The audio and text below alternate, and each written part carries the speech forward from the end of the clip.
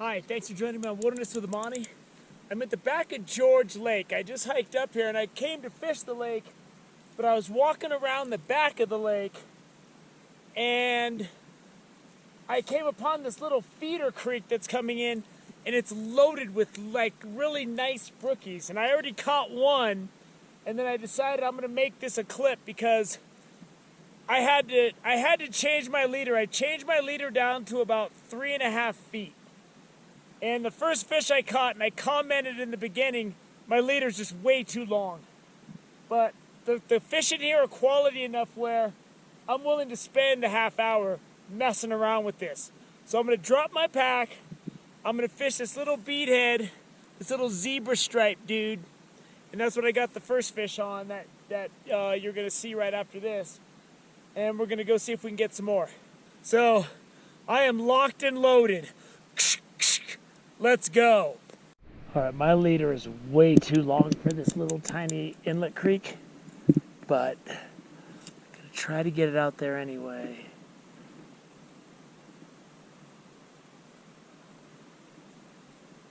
There you go. There we go. Man, these are some nice looking brookies in this little creek. Whew. Let's see what we got here.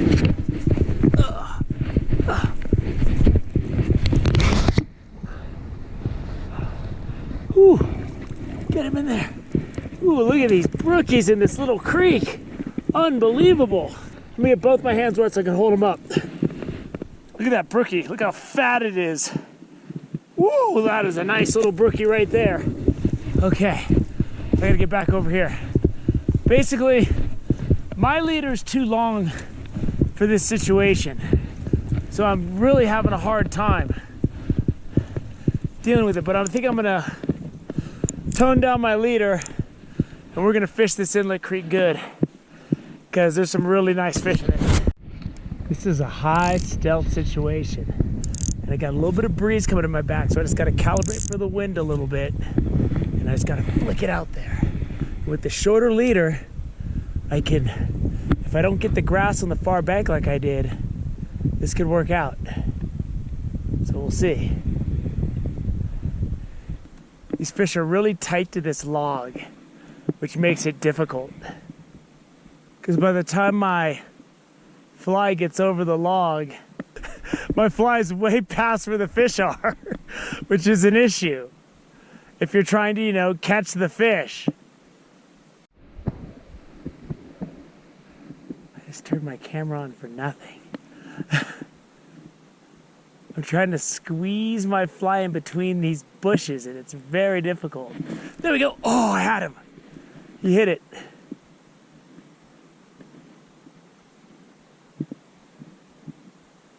It's just inevitably the bush is always going to be a factor.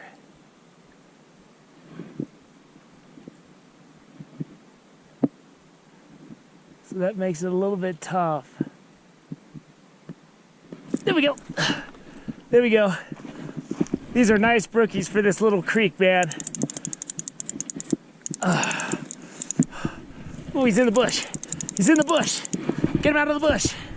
Get my net. Woo! Man, these are hard fighting wild brookies, boy. And they might be up here spawning. Okay, got him in the net.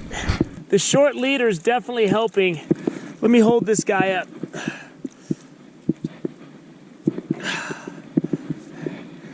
That's a quality brook trout right there for an alpine lake over 10,000 feet. Ooh, ooh, ooh, get in the water, buddy. There he goes.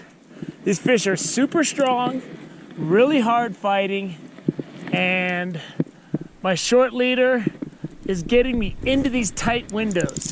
See, I'm casting in between these bushes in this tight window, and it's very difficult to do because your line gets caught up in it. But that's okay. I'll deal with whatever I gotta deal with to catch these fish. I'm gonna get one of these fish up here. I'm gonna have to drop this in between these bushes. They scattered, but that's okay. Okay, let me get it. Let me try another shot. I was a little bit short. It's a little bit short. Oh, Oh, I crashed that down. I just realized I just caught a fish and I thought I got the hook set and everything, but the camera wasn't on. so it wasn't the fish of the day or anything, so who cares? I gotta catch another one now. I'm gonna let my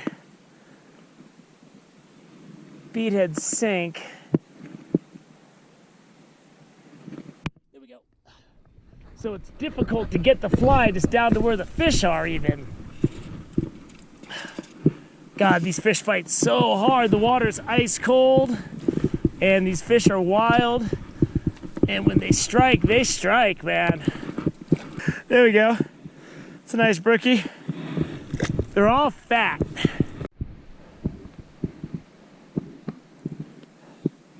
So I just gotta watch the end of my line because I don't have a strike indicator on here. And I'm just gonna let the beadhead sink down to the level the fish are at, and then I'm just gonna give it a little tug. Just the slightest bit of action.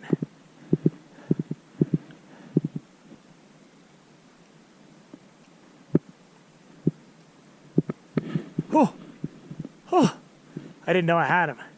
Detecting a strike, near impossible. but since I have a fish on the line, obviously it can be done. So, because they're down deep, I'm having to get my fly down there deep. All right, let's take a look at this guy. Look at that. That is a beautiful brook trout right there. Beautiful fish. A new strategy that works might not keep working just because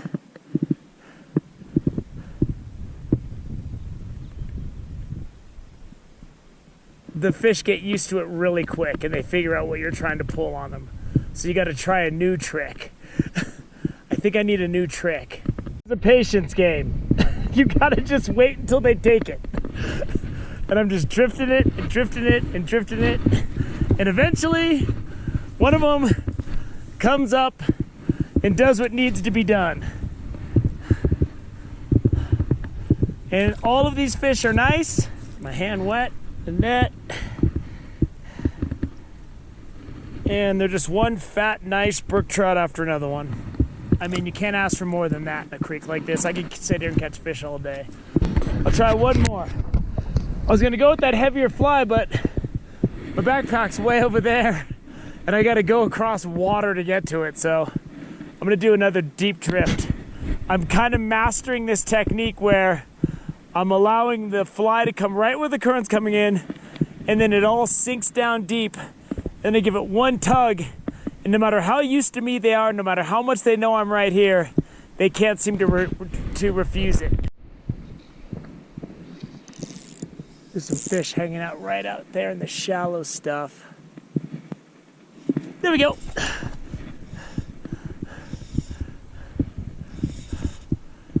Yeah. God, these fish fight hard, man, for their size, pound for pound. And I think these fish are waiting to come up into the creek. Or these are the fish that I scared out of the creek when I walked up. Let's get my hand wet and let's hold him up and let's see what he looks like. It's not the biggest fish of the day, but it's another beautiful brookie.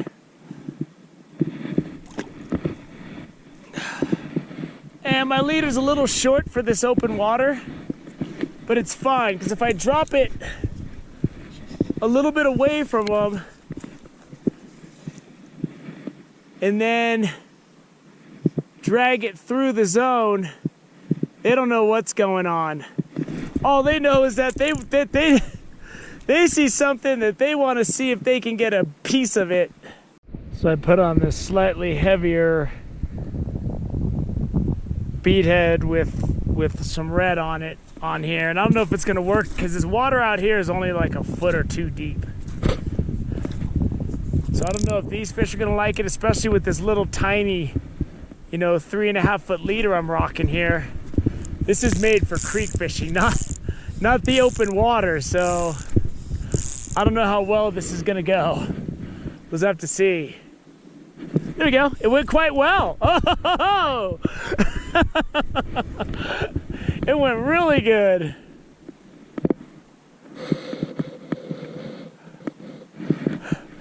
I mean, he went for it immediately. That was immediate. There we go. Oh, man, are they hitting? They like this big guy. Whoo, there we go. There we go. That is smoking hot action there, baby. This fast sinking fly, I'm just stripping it because it's on the bottom in 2 seconds. So you just gotta tear it through the zone. And these fish are all game. And they're nice. All right, let me go ahead and get my hand wet. Hold this guy up. Another fat brook trout. When you have several fish together, they seem to have no problems getting super competitive. Darwinism sets in.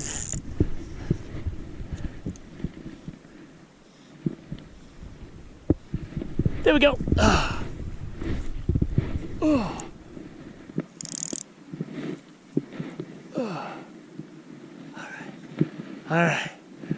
All right. I can barely see my line, but I can see it just enough.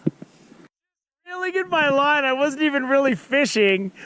And then I saw this fish swim up into the sand really aggressively, and I'm like, I bet that fish just grabbed my fly. And it did. It just grabbed my fly.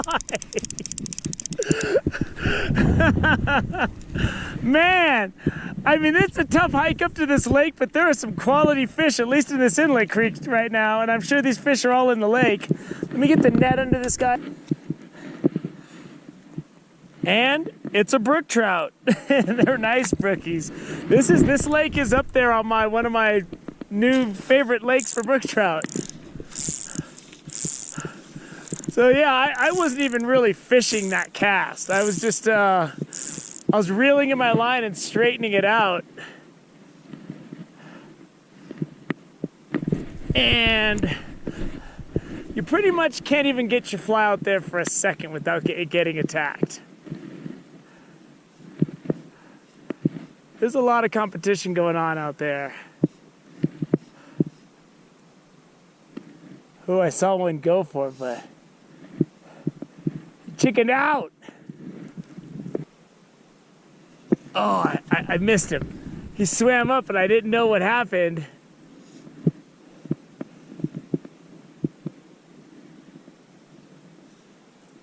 I didn't miss him. I didn't miss him. Woo! This is awesome, man. That nasty hike up here means nothing when I get into some brook trout fishing like this. Eventually, I'm gonna fish the lake. And sometimes when the fish are finicky, there's no way you're gonna get away with a short leader like this. But when there's a lot of competition and there's a lot of fish in a small area, like that, small leader ain't no problem. Because I'm getting a fish in every cast. And I'm gonna wrap this up soon. I'm gonna go fish in the, I'm gonna go ahead and go fishing in the main lake over there. Probably gonna do some jig fishing since I got so much fly fishing in right here. Man, these fish are good fish. These are good brook trout. This is some real good brook trout fishing up in this George Lake.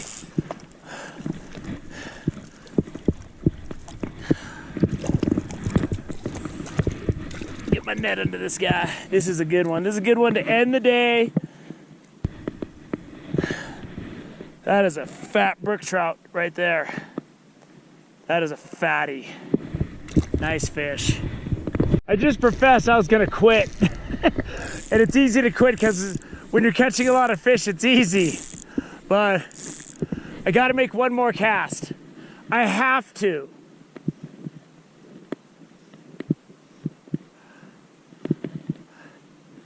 If I don't get a fish on this cast, I gotta make one more, just one more. And I was using that leader. That was really short.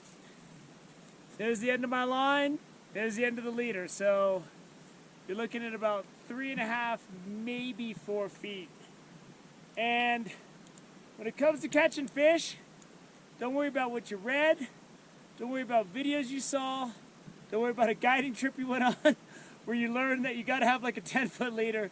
Your leader needs to be as long as it needs to be to match the conditions and catch fish. When I'm fishing in small creeks, I'll go down to a leader as low as 2 feet. I mean, if that's what it means, if there's bushes over the water and stuff like there is over there, my leader was even a little too long for that. So keep that in mind. But I'm gonna go get out of this marshy area because I'm sick of breathing in mosquitoes, and I'm gonna go fish the main lake with jigs since I already pretty much played out my fly rod. So I hope you enjoyed this explosive mini Inlet Creek action, which is awesome. Thank you for joining me on Wilderness with Amani. Until next time.